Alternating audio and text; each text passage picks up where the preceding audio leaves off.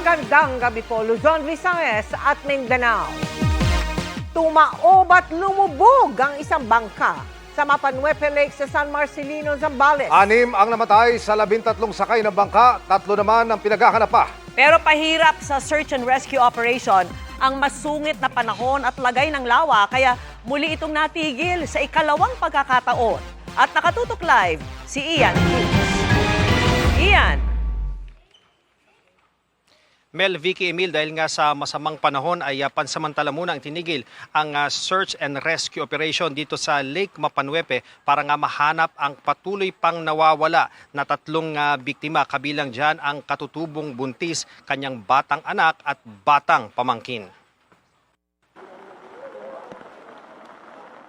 Dinarayong paraiso lalo kung tag-araw, pero lugar ng trahedya dahil sa habagat kahapon. Biglang lumakas ang hangin at alon kaya tumaob ang isang bangka sa lawa ng Mapanuepe sa barangay Buhawen, San Marcelino, Zambales. At kasamang lumubog ang 13 aita nitong sakay, 4 ang nasagip, pero ang 6 na iba ang patay nang natagpuan. Kabilang ang 3 minor de edad. Naka-encounter daw po sila ng isang biglaang paglakas ng hangin at malakas na alon. Paunang impormasyon pa lang yan, batay sa kwento ng mga nakaligtas at patuloy pa ang investigasyon. Ayon sa mga otoridad, pauwi na sana ang mga biktima noon matapos kumuha ng gamot sa health center at bumili ng supplies nila. Compared with yung sa karagatan na talagang makikita natin yung patuloy na lakas ng alon, ay iba po rin sa lawa. Kwento naman sa akin ng operator ng motor bangka at isa sa 4 na survivor. Nasa gitna na sila ng biyahe nang biglang lumakas ang hangin at sunod-sunod ang alon. Noon na namatay ang makina ng bangka at nagtalunan ang mga pasahero kasama na ang 5 bata. Pinahawak niya sa nakalutang na bangka ang mga sakay pero tuluyan itong lumubog. Ang bangka naman sir, na fiber, habang hinahawakan namin, pailalim, hindi naman siya aapaw. Papunta sa ilalim. Sabi ko, wala na to. Pailalim ang bangka? Opo, sir. So yung iba nahigop? Nahigop na siguro, sir. Hindi ko na nakita eh. Agad nagkasa ng search, rescue at retrieval operations kahapon. Iba't ibang ahensya na ang tumulong ayon sa munisipyo na nagpaabot na ng pakikiramay.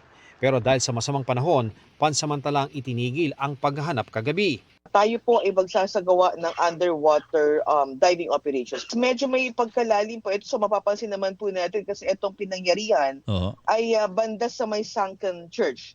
So halos yung taas na lang din po nung simbahan ang nakikita po. So talagang malalim rin po. Itinuloy naman ang paghahanap ngayong araw sa isang buntis na katutubo, kanyang anak at isa pang bata. Pero bandang hapon ay tigil muli ang search and rescue operation ng Philippine Coast Guard, Philippine National Police at iba pang ahensya at rescue teams dahil pa rin yan sa masamang panahon at kondisyon ng tubig sa lawa. Medyo tinerminate muna natin yung operation kasi yun na nga, medyo masama ang panahon and as our divers have reported a while ago, zero visibility. With high hopes, makakapag-isang sortie pa kami. Ngayon? Yes sir, yes sir. Depende sa panahon ngayon sir. Nakatenga yung mga bangka dito sa gilid ng lawa dahil ayaw muna silang pabiyahihin ng mga otoridad matapos ngang mangyari yung trahedya kahapon kung saan isang bangka na halos kasinlaki din ito yung lumubog kung saan nga 6 po ang nasawi, 3 pa rin yung hinahanap at 4 yung nakasurvive. At ayon nga sa mga otoridad, isa sa mga tinitingnan nilang anggulo, baka nagkaroon ng overloading kung kaya lumubog ang nasabing bangka. Sabi ng operator, hindi naman overloaded ang bangka pero aminado siyang walang life vest ang lahat ng sakay. Wala kaming life vest, sir.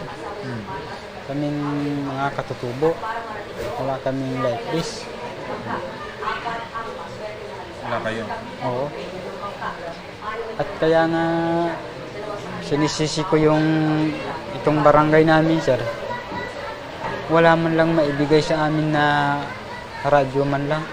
Nakahold na ngayon ang operator ng bangka. Napakaliit lang talaga sa ng bangka. Hindi talaga advisable na magsakay ng ganun karaming... Pang ilan dapat yun COP? As per sa namin sir, is 5 to 6 maximum na talaga sir. Yung bangka sir na napakaliit lang talaga sir. Pero nagsakay siya sir, 13 passengers kasama siya. Vicky, ayon nga sa Coast Guard Zambales at sa San Marcelino Police, bukas kapag maganda na ang panahon ay talagang sisimulan muli nila yung search and rescue operation para nga mahanap yung nawawalang mga katutubo. Yan muna ang latest mula rito sa San Marcelino, Zambales. Balik sa iyo, Vicky. Maraming salamat sa iyo, Ian Cruz.